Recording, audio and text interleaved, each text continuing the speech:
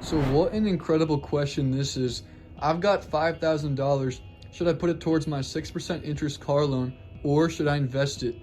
So starting off, 6% for a car, that can build up really quick, especially compared to the stock market's average returns.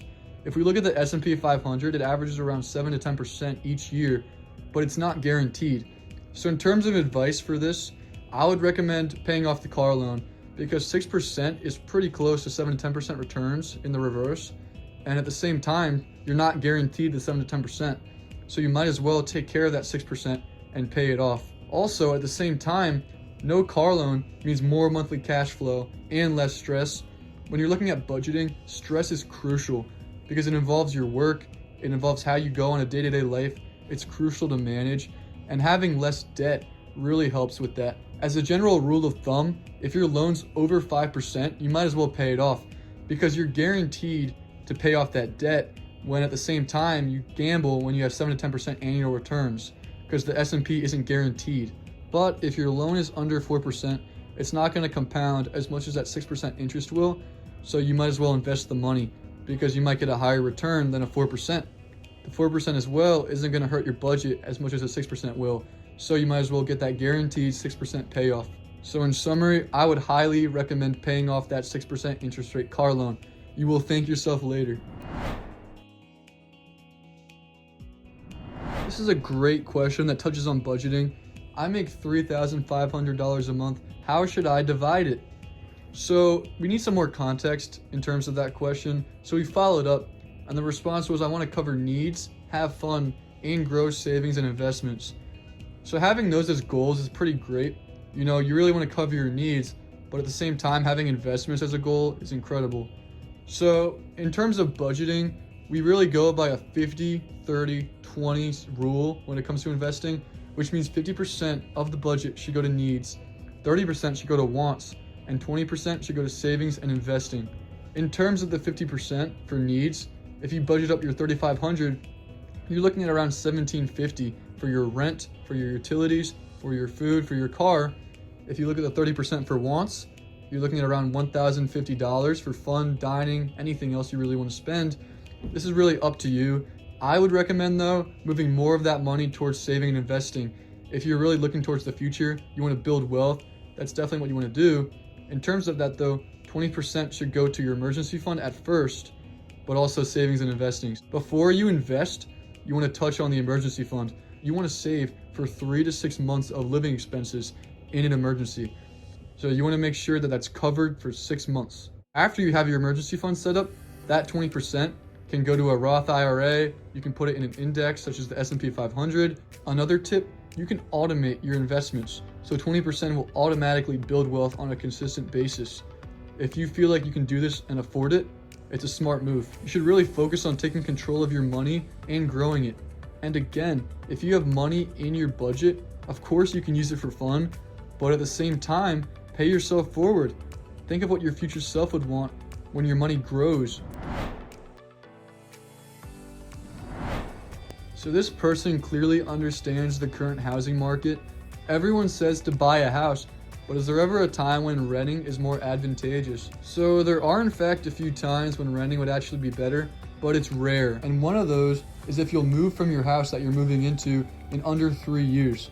So if as soon as you buy the house, you're gonna sell it, chances are renting might actually be better in that situation because there's always costs when it comes to buying and selling a house. When it comes to buying a house, you might be dealing with recovering from profit margins that the old owner had when you were buying the house. And of course, for an investment, any investment, real estate's one of them, it needs time to grow and for you to make your money. So if you're moving in under 3 years, it might be time to consider a rent. Even though we usually recommend buying, this might be a situation where renting applies. Another really important thing to note is that if you aren't able to make a 20% down payment, you might want to rent because there's PMI fees if you don't pay the 20%. And of course, there's always a higher interest rate because there's more principal to pay. Of course, some people might want the flexibility of being able to move out whenever you want. And then to add too, it can prevent rush decisions. A lot of time when people buy property, they don't really take into account all the different factors that go into it. So if you really want to protect that mindset, what you should do is you should rent, just for the short term. But in general, we recommend buying. But if you fall into any of these categories, renting is an option you should definitely consider. So this person's clearly pretty excited. Can I afford this brand new $400,000 house? So of course, buying a home is super exciting, but you have to remember that for a lot of people, it's the biggest investment you'll ever make in your entire life. So of course, for my advice, you want to make sure you can pay the down payment. For most houses, this is going to be around 20%. So for a $400,000 house, you want to make sure you can pay $80,000. The reason being, interest can skyrocket. If you don't pay the down payment, you might suffer. The more you pay on the down payment, the less your mortgage will be. Before you make such an important decision, it's important to look at your budget. Take a look at the monthly mortgage. There's calculators online. You should also look at other fees like taxes, insurance. It should all come down to less than 28% of your gross income when you're budgeting. So really take a look at that and make sure you can afford it. It's crucial. There's also so many fees that go into owning a home. This isn't just $400,000.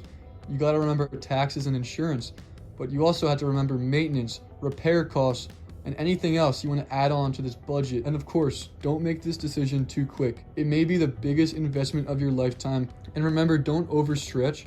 Buy a house you can afford with a comfortable margin. You want to make sure you can live the lifestyle you dream of and can afford. If you do this, you'll be able to enjoy your $400,000 home. So apparently this is a thing, the $1,000 emergency fund. The question is the $1,000 emergency fund still enough in 2024? And I'm gonna say for most people, probably not. If you take a look at inflation, in 2003, we've seen roughly 2.5 to 3.5% annual inflation increase with spikes. In 2022, there's 8% inflation increase and 4.1% in 2023. $1,000 is probably not enough for most people. You wanna aim for 6 months of your monthly expenses. And for most people with inflation and the price of groceries and the cost of living, $1,000 is definitely not going to be enough to cover for 6 months. So when prioritizing for your budget, an emergency fund is crucial. The only reason I would recommend a little less than 6 months of your monthly expenses is if you have high interest debt, because it'll work against you. So you really want to make sure that that emergency fund is taken care of, and if you have high interest debt, it's focused on. So in general, $1,000 is kind of like a starting line for most people. You really want to focus on more, really focus on that 6 months of monthly expenses. We have an excellent question right here. Should I invest if I still have student loans? So first, when you take a look at this, you really want to make sure that your investments are taken care of as soon as possible. If you look at the long-term trends and the way that compound interest works, the earlier you invest, the better. But at the same time, some student loans have astronomical interest rates, and we really have to take a look at this. We really have to know what interest rate we're looking at. So let's say we have around $20,000 at a 4.5% interest rate. What should we do? We can apply the same logic as in any kind of debt. If the loan's over 6% interest, you really want to pay it off because it compounds. The 7 to 10% is not guaranteed in the S&P 500. If it's under 4%, you can split it up.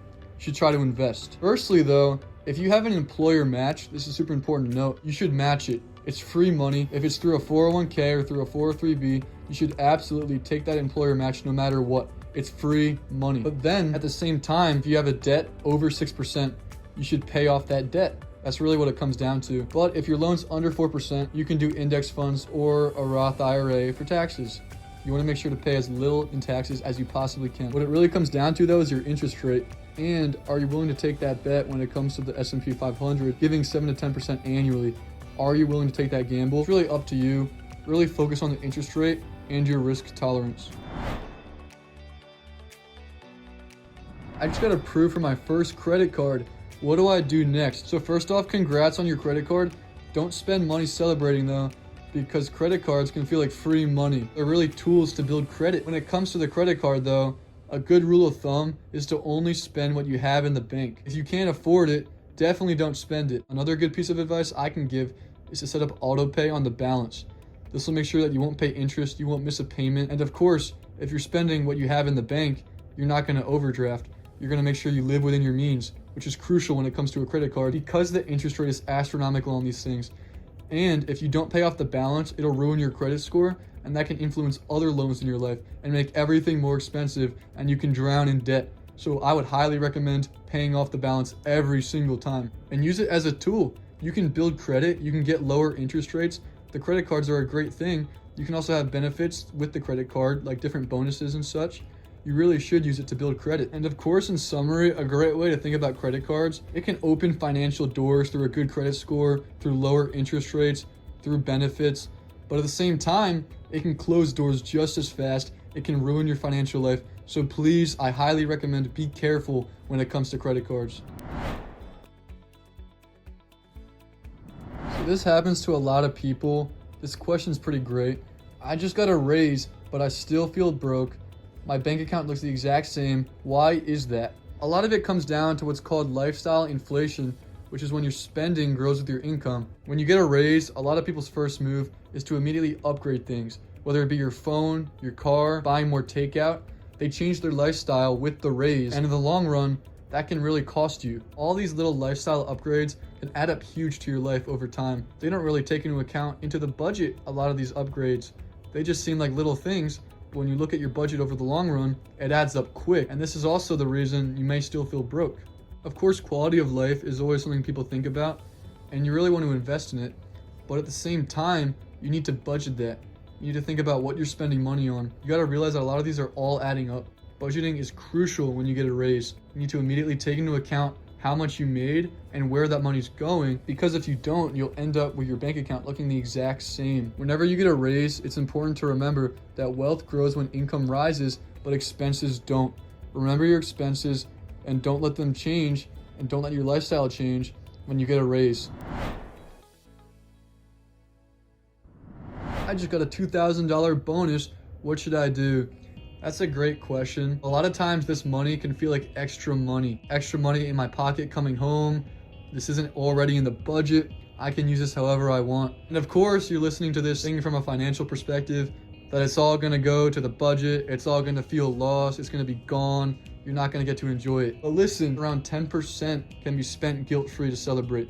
You can enjoy this 10%, and chances are it may feel just as good to enjoy this 10% as it would the 100%. $200, you can buy something really nice. Like you walk through a store, you can buy something pretty nice with $200. It can feel like a real bonus in your life. But at the same time, the 90%, you can do a lot with that. You can use it to pay down debt so your life is less stressful. You can, of course, build an emergency fund, or, of course, you can invest it. There are a ton of great ways to invest with leftover money. The best way, most likely, would be to contribute it to a Roth IRA, so your money's tax-free when you take it out. You won't get to touch the money for a while, but down the road, it'll become a lot more money, so you can enjoy it then. Pay your future self. Your future self will thank you. Don't waste your bonus. Let it push your financial goals forward. Pretty great question right here.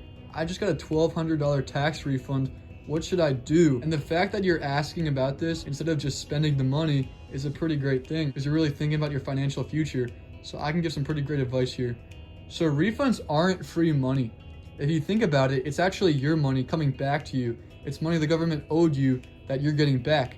And just because you didn't budget for this money doesn't mean it's not yours that you worked hard for. So in order to use this money well, you should be smart about it. One of the smartest things you can use this money for is to pay off your debt. Pay off the debt with the highest interest rate so the debt doesn't attack you back. Of course, it's always important to have an emergency fund.